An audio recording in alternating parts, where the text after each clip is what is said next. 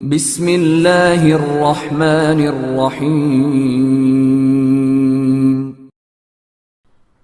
بن سامر ابھی تک بنیامین کے ہاں بیٹھا ہوا تھا۔ کئی مہینے گزر گئے تھے۔ بنیامین نے اینی کے ساتھ اس کے ساتھ شادی کر دی تھی۔ وہ کچھ کرنا چاہتا تھا۔ ایک تو وہ فوجی تھا اور اس کا ذہن فراغت کو قبول نہیں کر رہا تھا۔ دوسرے یہ کہ وہ کٹر قبطی عیسائی تھا، بلکہ اس پر عیسائیت ایک جنون بن کر طاری رہتی تھی۔ وہ بنیامین کے خفیہ گروہ کا کارندہ تھا اور بنیامین اسے کوئی کام دے نہیں رہا تھا۔ وہ وجہ یہ بتاتا تھا کہ بن سامر بھگوڑا فوجی ہے اور 2 سپاہیوں کو مار کر بھاگا ہے اور اس نے ایک لڑکی بھی اغوا کی ہے۔ پکڑے جانے کی صورت میں اس کے لیے سزائے موت سے کم کوئی سزا نہیں تھی۔ بن سامر فراغت کی اس زندگی سے تنگ آ چکا تھا۔ بنیامین نے ہرقل کے محل تک اپنے جاسوس پھیلا رکھے تھے۔ بن سامر بھی دراصل اس کا جاسوس ہی تھا۔ یہ ذہن میں رکھ لیں کہ اس وقت ہرقل مصر میں نہیں بلکہ بزنطیہ میں تھا اور مصر پر حکمرانی کے فرائض مقوقس ادا کر رہا تھا۔ مقوقس دراصل ہرقل کا باج گزار تھا۔ عملاً مصر کا بادشاہ ہرقل تھا اور جنگی امور اس کے ایک مشہور معروف جرنیل اطربون کے ہاتھ میں تھی۔ وہ دور دراصل فوج کا ہی دور تھا۔ شام ہرقل کے ہاتھ سے نکل گیا تھا اور وہ اس کوشش میں تھا کہ شام پر دوبارہ قبضہ ہو جائے۔ اس کی زیادہ تر توجہ فوج کی ضروریات اور دیگر فوجی معمولات پر مرکوز رہتی تھی۔ ایک روز بنیامین کے پاس 2 آدمی آئے جو اس کے جاسوس تھے۔ وہ مصر کے دارالحکومت سکندریہ میں رہتے تھے اور کچھ عرصہ بزنطیہ میں گزار کر آئے تھے۔ بنیامین نے ان سے پوچھا کہ وہ کیا خبر لائے ہیں۔ جاسوس نے بتایا کہ ہرقل کے دماغ پر شام سوار رہتا ہے اور وہ جلدی سے جلدی شام پر فوج کشی کرنے کے منصوبے بناتا رہتا ہے۔ اس نے اس وقت عرب پر حملہ کرنے کا ارادہ کر لیا تھا جب وہاں قحط کا دورہ تھا، لیکن مشیروں نے اسے روک دیا اور جواز یہ پیش کیا کہ قحط صرف عرب میں ہے، شام میں نہیں، اور مسلمانوں کے لشکر شام میں ہیں۔ اگر رومی فوج عرب میں داخل ہوگی تو شام سے مسلمان لشکر رومی فوج کو گھیرے میں لے لیں گے اور اس کا انجام بہت برا ہوگا۔ جاسوسوں نے بتایا کہ جب شام میں طاعون کی وبا پھیلی اور وہاں موت کا راج قائم ہو گیا تو بھی ہرقل نے شام پر حملے کا ارادہ کر لیا تھا۔ اگر ہرقل اپنے مشیروں کے مشورے مان لیتا تو وہ فوج کو ساتھ لے کر شام جا دھمکتا، لیکن اس کے اسقف اعظم قیرس نے اسے یہ مشورہ دیا کہ اس نے شام میں فوج داخل کی تو فوج میں طاعون پھیل جائے گی اور اتنی زیادہ جانیں ضائع ہو جائیں گی کہ سوائے پسپائی یا مسلمانوں کے ہاتھوں کٹ مرنے کے رومی فوج کو کچھ حاصل نہیں ہوگا۔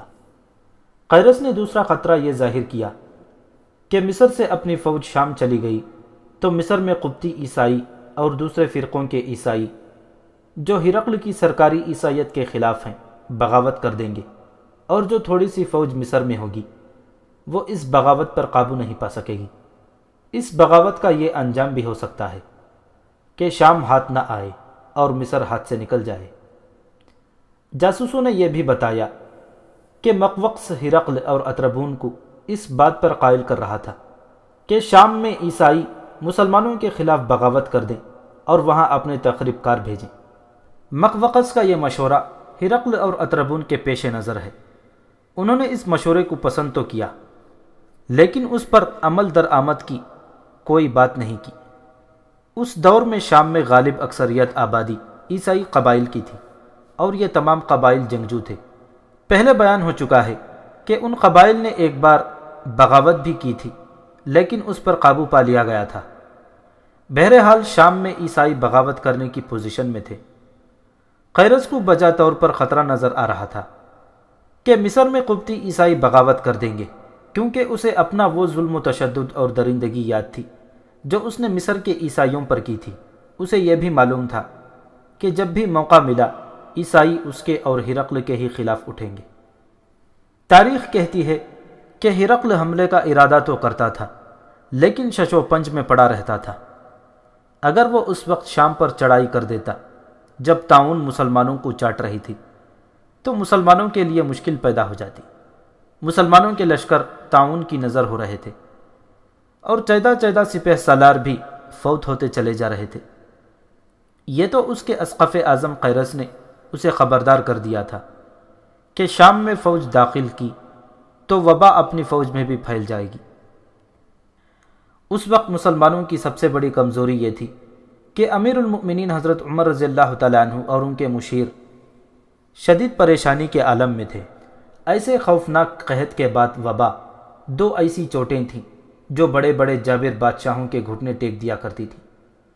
ایوان خلافت جنگ جیسی صورتحال کے ساتھ نمٹنے کے لیے تیار نہیں تھے، لیکن ان کا یہ مطلب بھی نہیں تھا کہ رومی چڑھائی کر دیتے تو مسلمان گھٹنے ٹیک دیتے۔ اس سے پہلے امت مسلمہ کے سامنے ایک مثال موجود تھی۔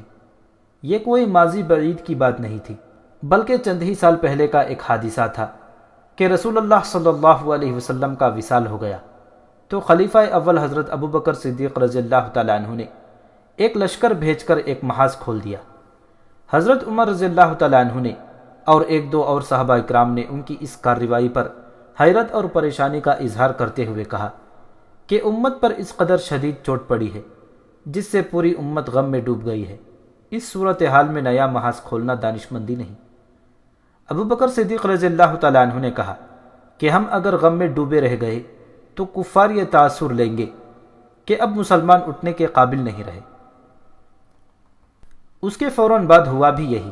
ارتداد کا ایسا فتنہ اٹھا جس نے ایک خطرناک اور طویل جنگ کی صورت اختیار کر لی۔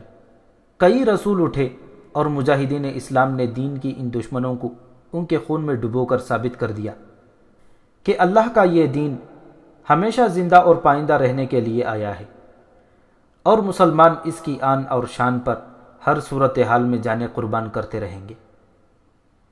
ایمان مضبوط ہو، دل میں اللہ کے دین کی محبت اور اللہ کی خوشنودی ہو تو اللہ ایسے معجزے کر کے دکھا دیتا ہے کہ بندے حیرت زدہ ہو کے رہ جاتے ہیں۔ یہاں کسرائے ایران کے خلاف جنگ کا ایک واقعہ یاد آتا ہے جس کا بیان بے محل نہ ہوگا۔ کسرائے ایران کی طاقتور فوجیں اپنے علاقے مسلمانوں کو دیتی پسپا ہوتی جا رہی تھیں، اور یہ اس جنگ کا آخری اور عروج کا دور تھا۔ اس وقت کسرائے ایران یزگرد تھا۔ اس کی فوجیں خوزستان میں قدم جمانے کی کوشش کر رہی تھیں، اور کسرا کے بڑے بڑے نامور جرنیل مجاہدین اسلام کے سیلاب کو روکنے کے لیے سر دھڑ کی بازی لگائے ہوئے تھے۔ امیر المؤمنین حضرت عمر رضی اللہ تعالیٰ عنہ نے تاریخ ساز سپہ سالار ابو موسیٰ اشعری رضی اللہ تعالیٰ عنہ کو اس محاذ پر بھیج دیا۔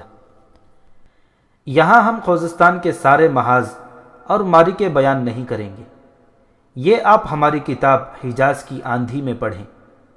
کسرائے ایران کا ایک بڑا ہی تجربے کار اور زبردست جرنیل ہرمزان تھا جو ایران کے شاہی خاندان کا فرد تھا۔ اسے قوت و اقتدار کا سردار کہا جاتا تھا۔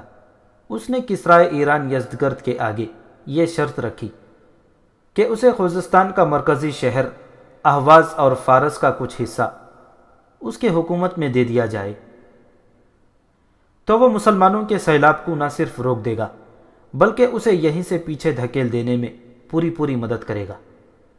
یزدگرد نے اسی وقت فرمان جاری کر دیا کہ یہ دو علاقے ہرمزان کو ادا کر دیے جائیں۔ ہرمزان نے کسرا سے جتنی فوج مانگی اتنی ہی دے دی گئی۔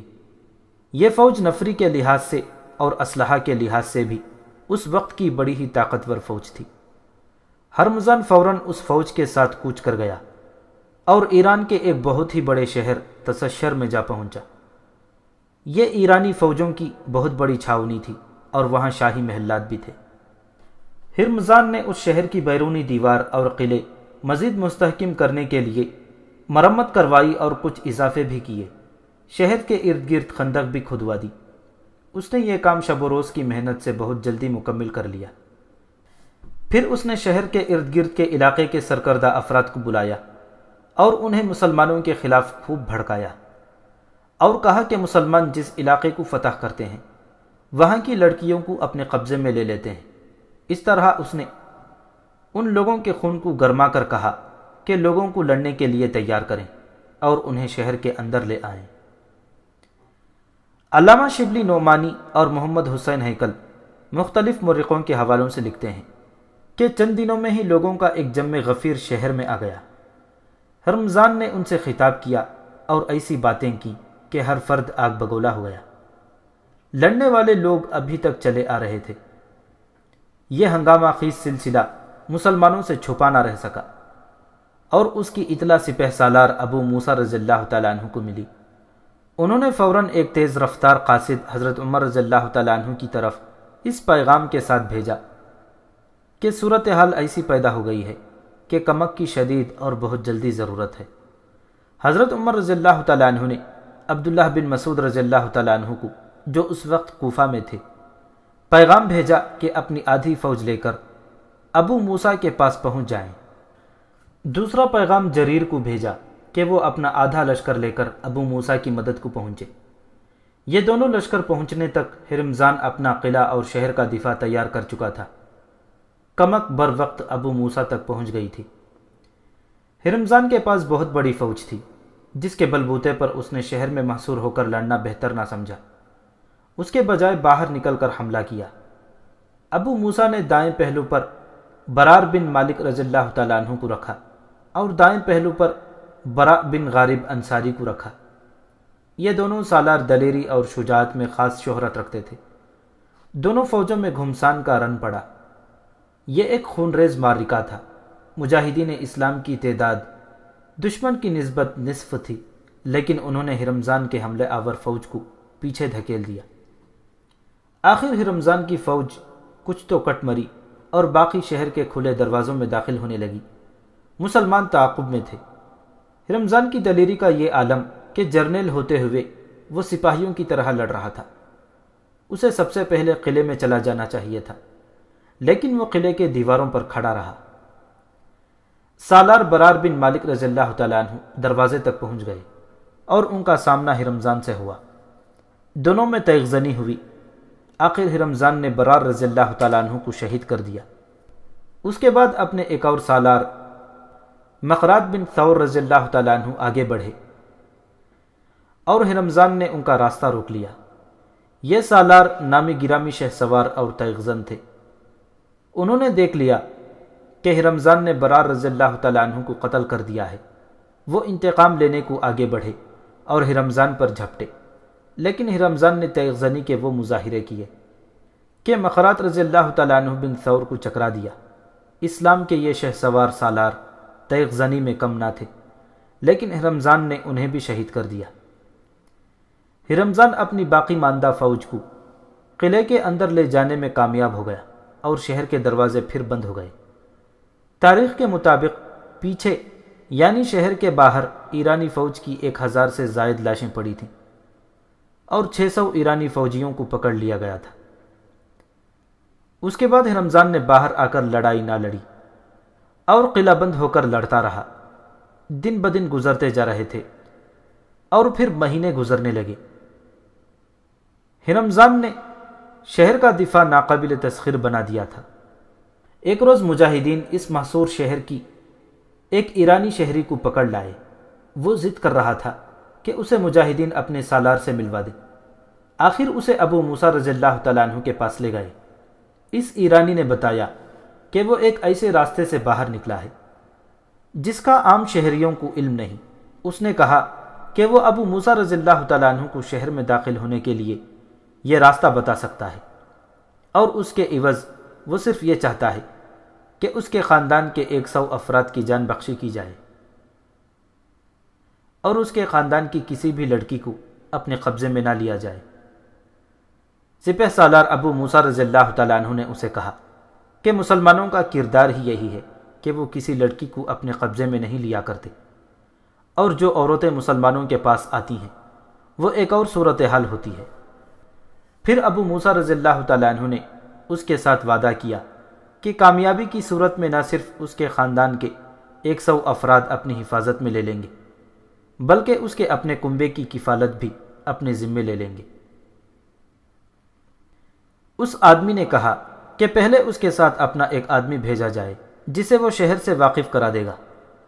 ابو موسیٰ رضی اللہ تعالیٰ عنہ نے ایک بڑے ہی دلیر اور عقل مند مجاہد اشرف بن عوف شیبانی کو اس کے ساتھ کر دیا۔ اس ایرانی نے کہا کہ اشرف کو نوکروں یعنی غلاموں والا لباس پہنایا جائے تاکہ شہر میں کوئی اسے پہچان نہ سکے کہ یہ مسلمان ہے۔ اسے فوراً وہ لباس پہنایا گیا اور حلیہ تبدیل کر لیا گیا۔ ایرانی اسرس کو اسی راستے اپنے ساتھ لے گیا۔ اس علاقے میں دریا کی کئی شاخیں نکلتی تھیں جنہیں نہریں کہا جاتا تھا۔ جب تستر کا یہ قلعہ تعمیر ہوا تھا تو اس وقت کے بادشاہ نے ایسے تعمیر کروایا کہ ایک نہر اس کے بالکل قریب سے گزرتی تھی۔ اس نہر سے ایک شاخ نکال کر اس طرح شہر کے نیچے سے گزاری گئی تھی کہ کسی کو معلوم ہی نہیں تھا کہ شہر سے ایک نہر گزرتی ہے۔ یہ نہر ایک سرنگ میں سے گزاری گئی تھی۔ قریب سے دیکھنے والوں کو یہی پتہ چلتا تھا کہ یہ نہر زمین کے نیچے شہر کے اندر جاتی ہے۔ شہر کے اندر اس میں سے چشمے نکالے گئے تھے۔ اسرس اس ایرانی شہری کی رہنمائی میں کچھ دور سے نہر میں اترا اور ایرانی اسے شہر کے اندر لے گیا۔ جہاں سے ابھرنا تھا وہاں سے دونوں باہر آئے۔ ایرانی اس مجاہد کو اپنے گھر لے گیا، کپڑے خشک کرائے اور پھر اس کا حلیہ غلاموں جیسا بنایا۔ اس کے سر پر کمبل ڈالا اور کہا کہ وہ اس کے پیچھے پیچھے شہر میں گھومے پھرے۔ ایرانی نے اسرس کو دن کے وقت شاہی محل دکھایا اور دوسری تمام اہم جگہیں دکھائیں۔ دروازوں کے اندر پہرے کا انتظام تھا، وہ دکھایا، اور پھر اسے دیوار پر بھی لے گیا جہاں برجوں میں ایرانی فوجی موجود تھے۔ پھر اسے ساری دیوار پر گھمایا پھرایا۔ اسرس نے فوجی اہمیت کی تمام جگہیں دیکھ لیں اور واپس اس ایرانی کے گھر آ گیا۔ تاریخ میں آیا ہے کہ یہ ایرانی عقل و ہوش والا آدمی لگتا تھا۔ اس نے اسرس سے کہا کہ صرف 200 آدمی یہ شہر لے سکتے ہیں۔ اسرس کا اندازہ بھی یہی تھا۔ رات کے وقت اسرس جس راستے سے آیا تھا اسی راستے سے باہر چلا گیا اور اپنے سپہ سالار ابو موسیٰ رضی اللہ تعالیٰ عنہ کو بتایا کہ وہ کیا دیکھ آیا ہے، اور یہ بھی کہا کہ صرف 200 بہت ہی دلیر اور پھرتیلے مجاہدین دے دیے جائیں تو وہ اس اتنے بڑے شہر کو فتح کر سکتا ہے۔ سپہ سالار ابو موسیٰ رضی اللہ تعالیٰ عنہ نے 200 مجاہدین منتخب کیے اور انہیں اسرس کے حوالے کر دیا۔ اسرس نے انہیں اچھی طرح سمجھا دیا کہ شہر میں کس طرح داخل ہونا ہے اور اندر جا کر کیا کرنا ہے۔ اگلی رات مجاہدین کا یہ جیش اسرس کی قیادت میں چل پڑا اور اسرس انہیں اسی راستے سے اندر لے گیا جس راستے سے وہ خود گیا تھا۔ ان 200 مجاہدین نے دروازے کے اندر جتنے پہرے دار موجود تھے قتل کر ڈالے اور پھر اوپر برجوں میں چلے گئے۔ وہ ایسی احتیاط سے گئے کہ کسی کو پتہ ہی نہ چل سکا کہ شہر کے اندر پہرے دار مارے جا رہے ہیں۔ برجوں کے اندر ہی مجاہدین نے بکھر کر بہت سے ایرانی فوجیوں کو مار ڈالا۔ پھر ان مجاہدین نے جو پہرے داروں کو مارنے کے بعد دروازوں پر موجود رہے تھے دروازے کھول دیے۔ ایک برج پر ایک مجاہد جا چڑھا اور بلند آواز سے نعرہ تکبیر بلند کیا۔ ابو موسیٰ رضی اللہ تعالیٰ عنہ اسی اشارے کے منتظر تھے۔ انہوں نے شہر پر ہلہ بولنے کا حکم دے دیا۔ لشکر سیلاب کی طرح دروازوں پر ٹوٹ پڑا اور اندر داخل ہو گیا۔ ایرانی تو سوچ بھی نہیں سکتے تھے کہ ان پر یہ آفت نازل ہو سکتی ہے۔ وہ سمجھ بھی نہ پائے تھے کہ ان کا قتل عام شروع ہو گیا۔ یورپی مورخ بٹلر لکھتا ہے کہ ہرمزان اور اس کے سرداروں نے فوجیوں اور دیگر لوگوں کو یہ بتایا تھا کہ مسلمان جس شہر کو فتح کرتے ہیں وہاں کی لڑکیوں کے ساتھ بہت برا سلوک کر کے اپنے ساتھ ہی لے جاتے ہیں۔ بٹلر کہتا ہے کہ ایرانیوں نے جب دیکھا کہ مسلمان شہر میں داخل ہو گئے ہیں تو کئی ایک لوگوں نے اپنی جوان بیٹیوں کو قتل کر کے نہر میں پھینکنا شروع کر دیا۔ مجاہدین کو جلدی پتہ چل گیا۔ انہوں نے لڑکیوں کا یہ قتل عام فوراً رکوا دیا۔ اس وقت ہرمزان اپنے محل میں تھا۔ وہ وہاں سے بھاگا اور ایک برج میں جا پہنچا۔ بٹلر نے لکھا ہے کہ ہرمزان اپنے ماتحت جرنیلوں اور مشیروں سے کہا، معلوم ہوتا ہے عربوں کو کسی نے نہر والا خفیہ راستہ بتا دیا ہے اور یہ ہمارا کوئی اپنا ہی آدمی ہو سکتا ہے۔ اس سے یہی ظاہر ہوتا ہے کہ عربوں کا ستارہ عروج پر ہے اور ہمارا ستارہ ڈوب چکا ہے۔ یہ واقعہ تاریخ کے دامن میں ڈالنے والے مورخوں نے لکھا ہے کہ شہریوں میں تو قیامت بپا ہو گئی۔ انہیں یہ تو معلوم ہی نہ تھا کہ دروازے کس طرح کھلے ہیں۔ شہریوں میں یہ افواہ پھیل گئی کہ ہرمزان لوگوں کو یہ یقین دلاتا رہا ہے کہ یہ شہر اور اس کا قلعہ ناقابل تسخیر ہے، لیکن ہرمزان نے خود ہی دروازے کھلوا دیے ہیں۔ شہریوں کا رد عمل یہ تھا کہ انہوں نے ہرمزان اور اپنی فوج کے خلاف باتیں شروع کر دیں اور کہا کہ وہ ہرمزان کے ساتھ کوئی تعاون نہیں کریں گے۔ کسی نے اسی رد عمل کے تحت مجاہدین اسلام کو بتا دیا کہ ہرمزان فلاں برج میں موجود ہے۔ مجاہدین وہاں سے اسے گرفتار کرنے کو گئے تو ہرمزان سامنے کھڑا تھا۔ اس کے ہاتھ میں کمان اور کندھے کے ساتھ ترکش بندھی ہوئی تھی۔ اس نے ایک تیر کمان میں ڈال رکھا تھا۔ رات گزر گئی تھی اور اب دن روشن ہو چکا تھا۔ ہرمزان کو للکار کر کہا گیا کہ وہ اپنے آپ کو مجاہدین کے حوالے کر دے۔ میری ترکش میں 100 تیر ہیں۔ تاریخ میں اس کے یہ الفاظ آئے ہیں جو اس نے مجاہدین سے کہے تھے، جب تک میرے پاس ایک بھی تیر باقی رہے گا تم مجھ تک نہیں پہنچ سکو گے۔ یہ بھی سوچ لو کہ میرا کوئی تیر کبھی خطا نہیں گیا۔ اپنے 100 آدمی مجھ سے مروا کر مجھے گرفتار کرو گے تو تمہیں کوئی خوشی تو نہیں ہوگی۔ سپہ سالار ابو موسیٰ رضی اللہ تعالیٰ عنہ کو اطلاع دے دی گئی۔ وہ بھی آ گئے۔ انہوں نے بھی اسے کہا کہ وہ کمان اور ترکش پھینک دے۔ میں جانتا ہوں کہ لڑتے ہوئے پکڑا گیا تو تم مجھے قتل کر دو گے۔ ہرمزان نے کہا، میرے سامنے ایک راستہ ہے، تم لوگوں کے ساتھ صلح کر لوں اور اپنا آپ تمہارے حوالے کر دوں، لیکن میں کچھ اور چاہتا ہوں۔ تم کچھ اور چاہنے کے حق سے محروم ہو چکے ہو۔ ابو موسیٰ رضی اللہ تعالیٰ عنہ نے کہا، یہ شہر اب ہمارا ہے، لیکن یہ دکھانے کے لیے کہ مسلمان کا کردار کیا ہے، میں تم سے پوچھتا ہوں کیا چاہتے ہو؟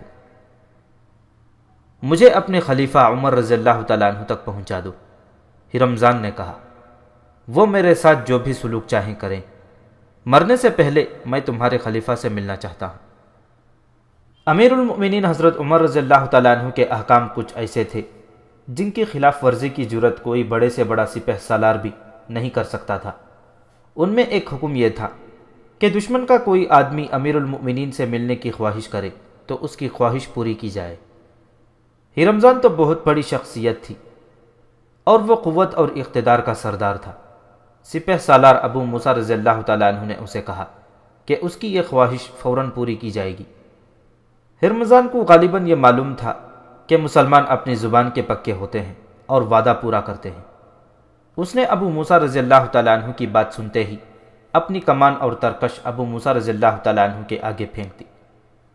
جنگی قاعدے اور قانون کے مطابق ابو موسیٰ رضی اللہ تعالیٰ عنہ کے حکم سے ہرمزان کے ہاتھ رسی سے پیٹ پیچھے باندھ دیے گئے۔ وہ کتنا ہی بڑا آدمی کیوں نہ تھا، آخر جنگی قیدی تھا۔ ابو موسیٰ رضی اللہ تعالیٰ عنہ نے اپنے لشکر کے 2 ذمہ دار انس بن مالک رضی اللہ تعالیٰ عنہ اور احنف بن قیس رضی اللہ تعالیٰ عنہ کو یہ فرض سونپا کہ وہ ہرمزان کو اسی طرح قیدی کی حیثیت سے مدینہ امیر المؤمنین کے پاس لے جائیں۔ ہرمزان کی یہ خواہش بھی منظور کر لی گئی کہ وہ اپنی شاہی پوشاک اور دیگر ساز و سامان بھی اپنے ساتھ لے جانا چاہتا ہے۔ اس شہر سے جو مال غنیمت حاصل ہوا تھا اس میں سے بیت المال کا حصہ الگ کر کے انس اور احنف کے حوالے کر دیا گیا کہ یہ بھی مدینہ اپنے ساتھ لیتے جائیں۔ اس طرح ان کے ساتھ اونٹوں کا اچھا خاصا قافلہ تیار ہو گیا۔ اونٹوں پر مال غنیمت اور ہرمزان کا ساز و سامان تھا۔ یہ قافلہ جب مدینہ کے قریب پہنچا تو ہرمزان نے قافلے کو رکوا لیا اور اس نے اپنا جو حلیہ بدلا، اس کی تفصیل تاریخ میں ان الفاظ میں آتی ہے۔ ہرمزان نے زرکار پوشاک زیبدن کی، موتیوں اور جواہر سے مرصع تاج جو آذین کے لقب سے مشہور تھا سر پر رکھا۔ موتیوں اور جواہر سے مرصع تاج جو آذین کے لقب سے مشہور تھا سر پر رکھا، اور خالص سونے کا عصائے شاہی جس میں موتی اور یاقوت جڑے ہوئے تھے ہاتھ میں لیا کہ حضرت عمر رضی اللہ تعالیٰ عنہ اور اسلامی دارالخلافہ کے باشندے وہ شان و شوکت دیکھیں جو امرائے عجم کا شعار ہے۔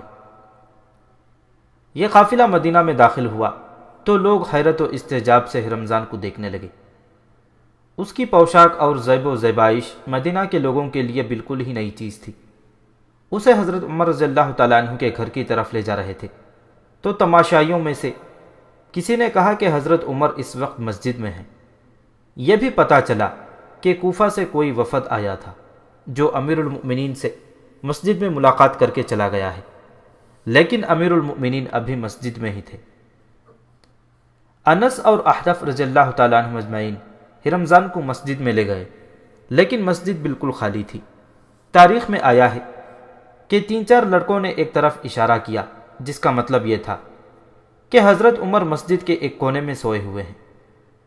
ہوا یوں تھا کہ کوفے کا وفد چلا گیا تھا، تو حضرت عمر رضی اللہ تعالیٰ عنہ نے جو چوغا پہن رکھا تھا وہی تہہ کر کے مسجد کے ایک کونے میں جا کر سر کے نیچے رکھا اور سو گئے۔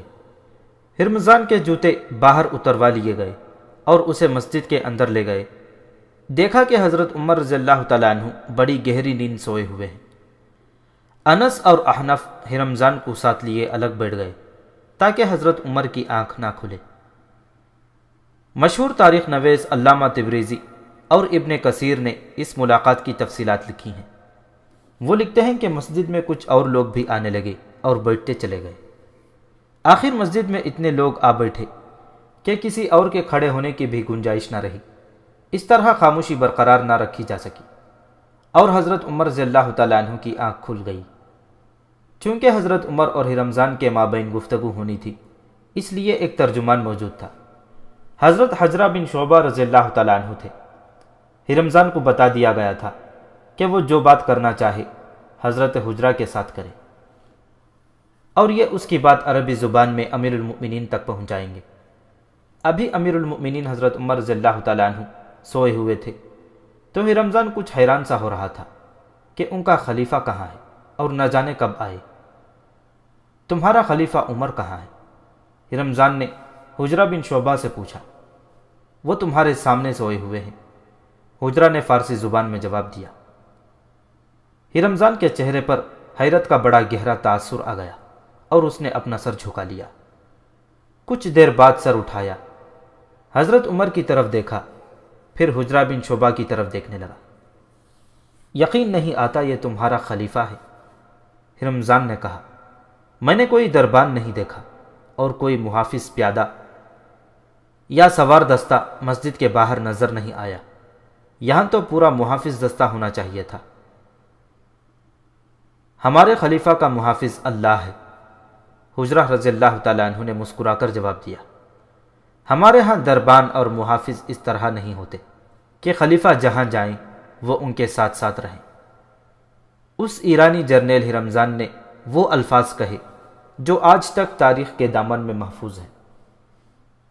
اس نے کہا، اس شخص کو پیغمبر ہونا چاہیے تھا، اور اگر یہ پیغمبر نہیں تو اس کے اعمال و افعال پیغمبروں جیسے ہیں۔ مسجد لوگوں سے بھر گئی تھی جنہیں خاموش نہ رکھا جا سکا، اور رمضان نے بھی باتیں شروع کر دی تھیں جن سے حضرت عمر کی آنکھ کھل گئی۔ وہ انس اور احنف کو دیکھ کر بڑی تیزی سے اٹھے۔ وہ ایران کے محاذ کی پوزیشن معلوم کرنا چاہتے تھے، لیکن ایک بادشاہوں جیسا آدمی ان کے ساتھ دیکھ کر حضرت عمر نے انس اور احنف کی طرف سوالیہ نظروں سے دیکھا۔ یہ ایرانی فوج کا بہت بڑا سپہ سالار ہے، انس بن مالک نے حضرت عمر کو بتایا۔ شاہی خاندان کا فرد ہے۔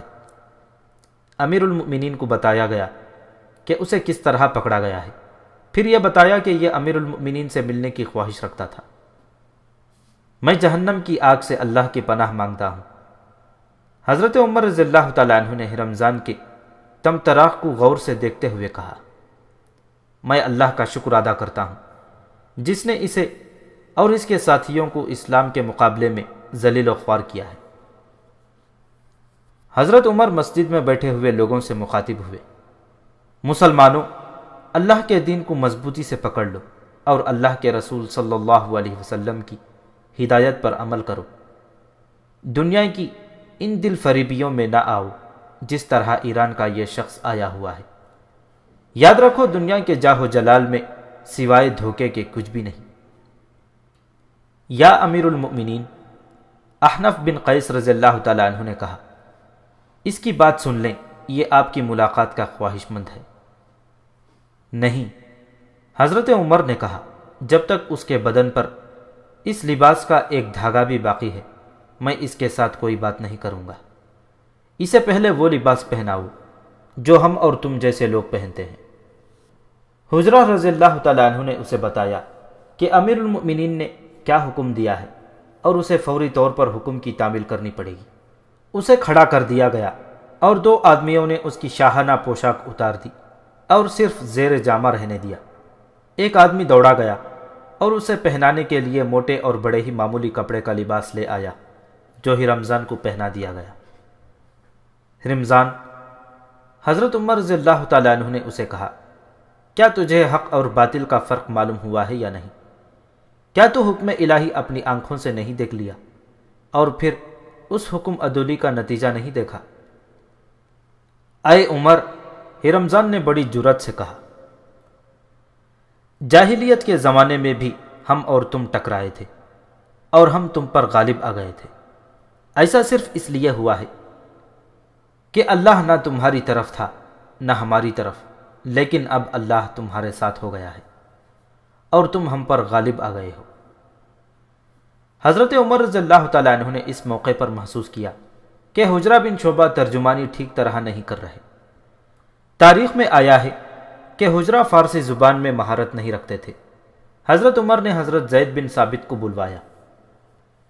وہ فارسی بڑی اچھی طرح سمجھتے تھے اور روانی سے بولتے تھے۔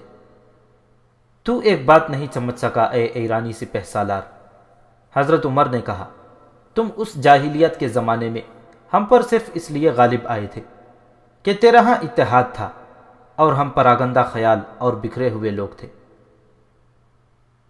اب سوچ کہ تیری قوم کو ہم جو شکست پہ شکست دیے چلے جا رہے ہیں، اس کا کیا سبب ہے؟ حضرت عمر کے بولنے کے انداز میں غصہ صاف نظر آ رہا تھا، جیسے اس شخص سے انہیں شدید نفرت ہو۔ وہ تو ہونی ہی تھی، اس شخص کی فوج نے ہزاروں مجاہدین اسلام کو شہید کیا تھا اور اب شکست کھا کر آیا تو بڑی شان سے شاہی لباس پہن کر آیا۔ ہی رمضان تجربے کار اور انسان شناس آدمی تھا۔ وہ حضرت عمر کے مزاج کو دیکھ کر ان کا ارادہ سمجھ گیا۔ اے عمر، ہی رمضان نے کہا، میں جانتا ہوں تم مجھے قتل کر دو گے۔ موت سے نہ ڈرو، حضرت عمر نے کہا، مجھے معلوم نہیں میں کیا کروں گا اور اللہ مجھ سے کیا کروائے گا۔ ہی رمضان نے پانی مانگا اور کہا وہ پیاس سے مر رہا ہے۔ امیر المؤمنین کے حکم سے اس کے لیے پانی لایا گیا، لیکن پانی لانے والے نے غالباً یہ سوچا کہ امیر المؤمنین اس کی شاہانہ پوشاک اتروا کر موٹے کپڑے کا لباس پہنا دیا ہے تو اس کا مطلب یہ ہے تو اسے ذلیل و خوار کرنا ہے۔ چنانچہ یہ شخص ہی رمضان کے لیے ایک گھٹیا سے پیالے میں پانی لایا۔ اے مسلمانوں کے خلیفہ، ہی رمضان نے کہا، اگر میں پیاس سے ہی مر بھی جاؤں تو بھی اس پیالے میں پانی نہیں پیوں گا۔ حضرت عمر کے حکم سے بڑے اچھے پیالے میں پانی لایا گیا۔ ہی رمضان پانی پینے لگا تو اس کے ہاتھ کانپنے لگے۔ اے عمر، ہی رمضان نے کہا، مجھے ڈر ہے کہ میں جو ہی پانی پی چکوں گا مجھے قتل کر دیا جائے گا۔ یہ ڈر دل سے نکال دے، حضرت عمر نے کہا، جب تک تو پانی پی نہ لے تجھے قتل نہیں کیا جائے گا۔ ہی رمضان نے حضرت عمر کی یہ بات سن کر پانی پیے بغیر پیالہ ایک طرف رکھ دیا۔ اس کے بعد امیر المؤمنین اور ہی رمضان میں جو گفتگو ہوئی اس میں ترشی اور سخت کلامی پیدا ہو گئی، اس حد تک کہ احنف بن قیس اور انس بن مالک کو دخل اندازی کرنی پڑی۔ میں تجھے قتل کروں گا، حضرت عمر نے کہا۔ اے عمر، ہی رمضان نے کہا، تو مجھے قتل نہیں کر سکتا کیونکہ ابھی ابھی تو مجھے زندہ رہنے کا حق دے چکا ہے۔ تو جھوٹ بول رہا ہے، حضرت عمر نے غصیلی آواز میں کہا، میں تجھے جینے کا حق نہیں دے سکتا۔ حضرت عمر کا غیظ و غضب دیکھ کر انس بن مالک رضی اللہ تعالیٰ عنہ کو پھر دخل اندازی کرنی پڑی۔ انہوں نے حضرت عمر رضی اللہ تعالیٰ عنہ سے کہا کہ ہی رمضان ان سے دھوکے میں جان کی امان پا چکا ہے۔ تو کیا کہہ رہا ہے انس؟ حضرت عمر رضی اللہ تعالیٰ عنہ نے سٹ پٹا کر پوچھا، میں ایسے شخص کو کس طرح جان کی امان دے سکتا ہوں جس نے ہمارے اچھے اچھے سالار قتل کر ڈالے ہیں؟ میں نہیں سمجھ سکا کہ یہ شخص کس دھوکے سے مجھ سے جان بخشی کروا چکا ہے۔ یا امیر المؤمنین، انس رضی اللہ تعالیٰ عنہ نے کہا، اس نے کہا تھا کہ جو ہی میں پانی پی لوں آپ مجھے قتل کر دیں گے۔ آپ نے کہا تھا کہ یہ جب تک پانی نہیں پی لے گا اسے قتل نہیں کیا جائے گا۔ اس نے پانی الگ رکھ دیا ہے، اب یہ شخص پانی پیے گا ہی نہیں۔ اے ایران کے فریب کار سپہ سالار، حضرت عمر نے ہرمزان پر غضبناک نگاہ ڈال کر کہا، تو نے مجھے دھوکہ دیا ہے، خدا کی قسم میں اس لیے دھوکہ کھا گیا ہوں کہ مسلمان ہوں۔ مسلمان اگلے ہوئے الفاظ نگلا نہیں کرتا۔ اے خلیفۃ المسلمین، ہرمزان مسکرایا اور دایاں ہاتھ حضرت عمر رضی اللہ تعالیٰ عنہ کی طرف بڑھا دیا۔ میں اسلام قبول کرتا ہوں، میں یہی مقصد لے کر یہاں آیا تھا۔ اس طرح ایران کے ایک بہت بڑے جرنیل نے، جو شاہی خاندان کا فرد بھی تھا، اسلام قبول کر لیا۔ اس کے ساتھ ہی اس نے حضرت عمر رضی اللہ تعالیٰ عنہ سے اجازت چاہی کہ وہ باقی عمر مدینہ میں گزارنا چاہتا ہے۔ حضرت عمر نے اسے اجازت دے دی اور 2000 درہم سالانہ وظیفہ مقرر کر دیا۔ دو مورخوں نے یہ بھی لکھا ہے کہ ہرمزان نے حضرت عمر رضی اللہ تعالیٰ عنہ سے کہا کہ اس نے یہ دھوکہ اس لیے دیا تھا کہ لوگ خصوصاً ایرانی یہ نہ کہہ سکیں کہ اس نے تلوار اور جان کے ڈر سے اسلام قبول کیا ہے۔ یہ بھی تاریخ میں آیا ہے کہ حضرت عمر جنگی امور میں ہرمزان سے مشورے لے لیا کرتے تھے۔ تاریخ میں یہ پتہ نہیں چلتا کہ وہ مدینہ میں کیا کام کرتا رہا تھا، صرف ایک جملہ لکھا ہے کہ اس نے اسلام کی خاطر بہترین خدمات سر انجام دی۔ بہرحال اس کا اپنا انجام بہت برا ہوا۔ ہم چونکہ فتح مصر کی طرف بڑھ رہے ہیں اور یہی ہمارا موضوع ہے، لیکن بات ہرمزان اور حضرت عمر کی چل نکلی ہے تو موضوع معلوم ہوتا ہے کہ یہ پورا واقعہ بیان کر دیا جائے۔ امیر المؤمنین حضرت عمر رضی اللہ تعالیٰ عنہ کو 26 ذی الحجہ 23 ہجری بروز بدھ مسجد میں ایک قاتل نے شہید کر دیا تھا۔ قاتل کا نام ابو الولو فیروز تھا اور وہ حجرہ بن شعبہ کا نصرانی غلام تھا۔ وہ جب پکڑا گیا تو اس نے اسی خنجر سے خودکشی کر لی۔ یہ بھی ذہن میں رکھیں کہ وہ ایرانی تھا اور جنگ نہاوند میں جنگی قیدی بنایا گیا تھا۔ حضرت عمر کے بیٹے یہ معلوم کرتے پھر رہے تھے کہ حضرت عمر کو کیا اس شخص نے کسی ذاتی عناد کی بنا پر شہید کیا ہے یا اس کے پیچھے کوئی سازش ہے۔ قاتل کا خنجر اپنے قبضے میں لے لیا گیا تھا۔ یہ عام قسم کے خنجروں جیسا نہیں تھا، بلکہ اس کا دستہ درمیان میں تھا اور یہ ایک کے بجائے 2 خنجر تھے، ایک پھل ایک طرف اور دوسرا دوسری طرف۔ تاریخ کی روایت ہے کہ حضرت عبد الرحمن بن ابی بکر رضی اللہ تعالیٰ عنہ نے یہ خنجر دیکھا تو وہ سوچ میں پڑ گئے۔ خدا کی قسم میں نے یہ خنجر پہلے دیکھا ہے، عبد الرحمن رضی اللہ تعالیٰ عنہ بن ابی بکر نے کہا، اور ذرا چونک کر بولے، میں نے ہرمزان کو 2 آدمیوں کے ساتھ کھڑے خسر پسر کرتے دیکھا تھا، ایک جفینہ اور دوسرا یہ مردود قاتل ابو الولو فیروز۔ مجھے دیکھ کر یہ دونوں چونک پڑے۔ جب تیزی سے ادھر ادھر چلنے لگے تو یہ خنجر گر پڑا جو ابو الولو نے اٹھا لیا اور چلے گئے۔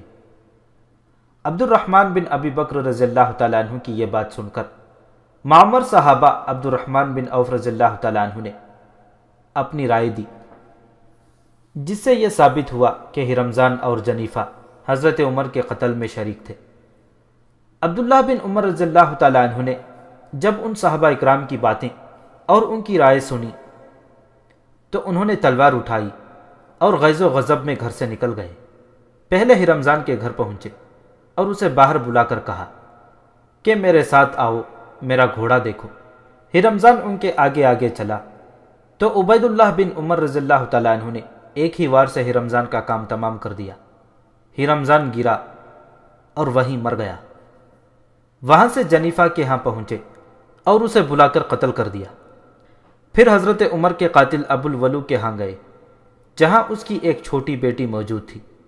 انہوں نے اس لڑکی کو بھی قتل کر دیا اور پھر وہ ہیجان اور جنون کے عالم میں تلوار لہراتے باہر نکلے اور بڑی بلند آواز میں کہتے گئے کہ میں کسی ایرانی اور غیر مسلم غلام کو زندہ نہیں چھوڑوں گا۔ اگر ان پر قابو نہ پایا جاتا تو وہ اپنے عظیم باپ کے خون کا بدلہ نہ جانے کتنے ہی آدمیوں کو قتل کر کے چکاتے۔ بات ہو رہی تھی کہ اس صورتحال میں جو طاعون کی وبا نے پیدا کر دی تھی، امیر المؤمنین حضرت عمر رضی اللہ تعالیٰ عنہ اس پریشانی میں مبتلا ہو گئے تھے کہ رومیوں یا ایرانیوں نے حملہ کر دیا تو بہت بڑی مشکل پیدا ہو جائے گی، لیکن اس کا مطلب یہ نہیں تھا کہ یہ مسلمان حملے کی تاب ہی نہ لا سکتے اور شام سے پسپا ہو جاتے۔ ابھی حضرت عمر کو یہ خیال بھی نہیں آیا تھا کہ کھلے حملے کے بجائے زمین دوز حملہ بھی ہو سکتا ہے، اور ہرقل کے ہاں اس منصوبے پر ہی غور کیا جا رہا ہے کہ شام میں عیسائی آبادی مسلمانوں کے خلاف بغاوت کر دے۔ بنیامین کے ہاں کچھ اور عیسائی بھی آ کر ٹھہرے ہوئے تھے۔ ان میں بعض بنیامین کے خفیہ گروہ کے آدمی تھے اور ایک دو بن سامر کی طرح بھگوڑے یا مفرور تھے۔ ان کے ساتھ بن سامر کے بڑے گہرے اور رازدان قسم کے دوست بن گئے تھے۔ یہ دونوں دوست بن سامر کی طرح مذہب کے معاملے میں جنونی تھے۔ دونوں بن سامر کی ہی طرح رومیوں اور مسلمانوں کے سخت خلاف تھے۔ بنیامین کے پاس جو دو جاسوس بڑی لمبی رپورٹ لائے تھے، ان میں سے ایک بن سامر کے ایک دوست کا گہرا رازدار دوست تھا۔ اس جاسوس نے اپنے دوست کو رازداری سے بتا دیا کہ وہ کیا خبر لائے ہیں۔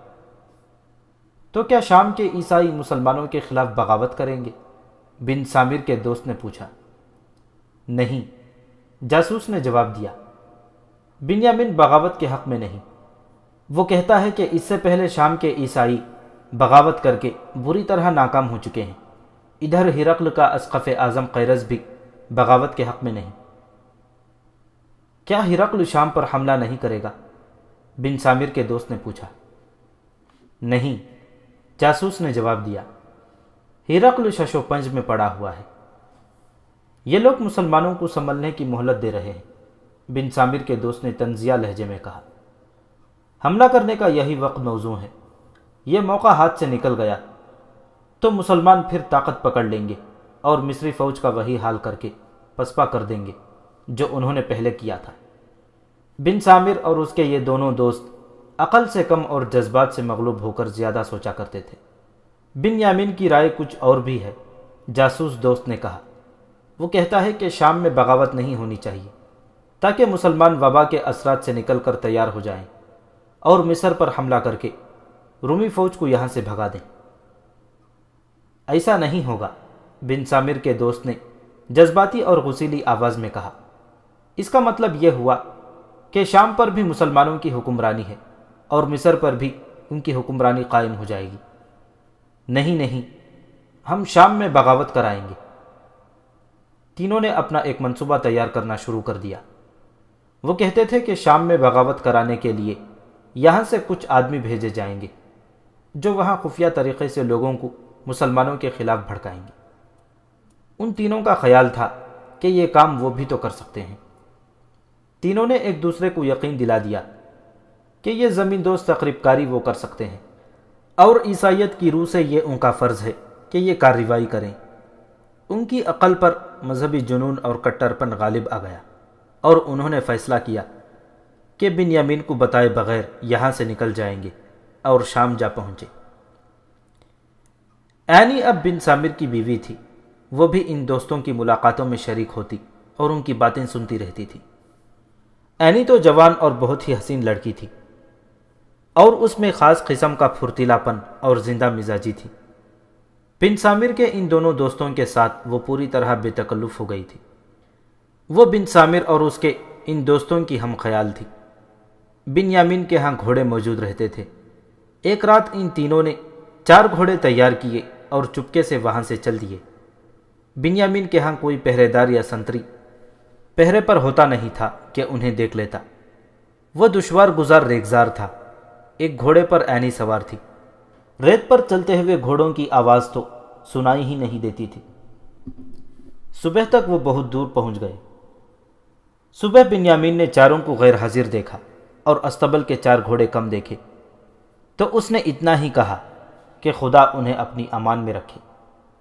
اگر وہ سکندریہ چلے جاتے تو وہاں سے انہیں بحری جہاز مل جاتا جو انہیں انطاکیہ پہنچا دیتا، لیکن احتیاط لازم تھی۔ یہ احتیاط بن سامر کے لیے تھی کیونکہ وہ فوج کا بھگوڑا اور مفرور قاتل تھا۔ اس کی یہ کوشش تھی کہ سفر کے دوران کہیں دیکھا اور پہچانا نہ جائے۔ وہ آبادیوں اور فوجی چوکیوں سے دور دور ویرانے میں چلے جا رہے تھے۔ بن سامر نے داڑھی خاصی بڑھا لی تھی اور ایسا لباس پہن لیا تھا جیسے وہ کوئی راہب یا مذہبی پیشوا ہو۔ بن سامر چونکہ فوج میں عہدیدار رہ چکا تھا، اس لیے وہ مصر میں فوج کے ساتھ بہت سے علاقوں میں گھوما پھرا تھا۔ اسے معلوم تھا کہ مصر کے مشرقی ساحل پر بحیرہ احمر اور خلیج سوئس پر باقاعدہ بندرگاہیں ہیں، لیکن وہاں اسے دیکھا جا سکتا ہے کیونکہ وہاں فوج کی موجودگی کا خطرہ تھا۔ اسے یہ بھی معلوم تھا کہ بعض جگہوں سے جہاز مل جاتے ہیں جو باقاعدہ بندرگاہوں پر لنگر انداز نہیں ہوتے۔ 3 دنوں کی مسافت کے بعد وہ بحیرہ احمر کے شمالی ساحل پر، جہاں سے خلیج سوئس شروع ہوتی ہے، ایک ایسی جگہ پہنچ گئے جہاں چھوٹے بادبانی جہاز مل سکتے تھے۔ وہ گھوڑے بھی اپنے ساتھ لے جانا چاہتے تھے، جہاز میں گھوڑے لے جائے جا سکتے تھے۔ اس جگہ پہنچے تو انہیں پتہ چلا کہ 3-4 دنوں تک ایک جہاز تیار ہو جائے گا۔ چوتھے 5ویں روز جہاز تیار ہو گیا۔ ان تینوں دوستوں کے پاس اتنی رقم موجود تھی جو عرب کے ساحل تک پہنچانے کے لیے کافی تھی۔ جہاز بھی اتنا بڑا تھا کہ گھوڑے بھی اس میں آ گئے۔ اگر جہاز کو اس ساحل سے بالکل سیدھ میں عرب کے ساحل تک جانا ہوتا تو یہ فاصلہ 100 میل سے کچھ ہی زیادہ بنتا تھا، لیکن جہاز عرب کے ساحل پر ایک دور کی بندرگاہ تک جا رہا تھا اور یہ فاصلہ 350 میل بنتا تھا۔ اس طرح منزل تک پہنچنے کے لیے کئی دن درکار تھے۔ جہاز نے لنگر اٹھایا اور بادبان کھول دیے۔ کچھ ہی دیر بعد بن سامر نے اپنے دوستوں کو مشورہ دیا کہ جہاز کے مسافروں کے ساتھ میل ملاقات شروع کر دیا جائے اور ان میں اگر عیسائی ہیں تو انہیں اپنے مشن کے لیے تیار کیا جائے۔ اس پروگرام کے تحت انہوں نے اسی روز مسافروں سے ملنا شروع کر دیا۔ 2 دنوں میں انہیں پتہ چل گیا کہ کتنے مسافر عیسائی اور کتنے مسلمان ہیں۔ بن سامر کو یہ بھی معلوم تھا کہ یہ جہاز انہیں عرب کے کسی بندرگاہ پر اتارے گا اور وہاں سے شام کا سفر بڑا ہی لمبا ہوگا، اور یہ سارا علاقہ ریگستانی ہے۔ اس نے عیسائیت کے نام پر اتنا لمبا سفر اور اس کی اذیتیں اور صعوبتیں ذہنی طور پر قبول کر لی تھیں، اور دوستوں کو بھی بتا دیا تھا کہ سفر کتنا لمبا اور کیسا ہوگا۔ ان کے پاس گھوڑے تھے، اس لیے وہ کچھ زیادہ پریشان نہ ہوئے۔ انہوں نے عیسائیوں میں سے 4-5 سرکردہ سردار قسم کے افراد منتخب کر لیے اور ان کے قریب ہو گئے۔ اتفاق سے ان میں ایک شام کے کسی عیسائی قبیلے کا سردار تھا۔ تینوں نے ان عیسائیوں کو مسلمانوں کے خلاف ابھارنا شروع کر دیا۔ ان مسافروں کے ساتھ بحث مباحثہ بھی ہوتا رہا اور آخر یہ عیسائی مسافر قائل ہو گئے۔ بن سامر اور ان کے دوست ان عیسائیوں سے یہ کہہ رہے تھے کہ وہ بھی اپنے طور پر شام جائیں اور عیسائی قبائل کو بغاوت پر آمادہ کریں۔ انہیں ایک اور عیسائی ملا جو ادھیڑ عمری کے اوائل عمر میں تھا۔ بن سامر اور اس کے دوستوں نے خاص طور پر محسوس کیا کہ یہ شخص دانشمند لگتا ہے اور جب بولتا ہے تو اس کے انداز میں ایک تاثر ہوتا ہے جو دوسروں کو متاثر کر دیتا ہے۔ ایک روز ان تینوں نے اسے گھیر لیا اور پوچھا کہ وہ کہاں کا رہنے والا ہے۔ اس نے شام کے کسی شہر کا نام لیا کہ وہ وہاں کا رہنے والا ہے۔ ان تینوں نے اسے اپنے پاس بٹھا کر تبلیغ شروع کر دی اور پھر کہا کہ شام میں عیسائی بغاوت کر دیں تو کم از کم اس ملک پر عیسائیت کی حکمرانی ہو سکتی ہے۔ اس عیسائی نے ان کی تائید کی اور پوچھا کہ یہ کیسے ممکن ہو سکتا ہے اور وہ کیا کرنے آئے ہیں۔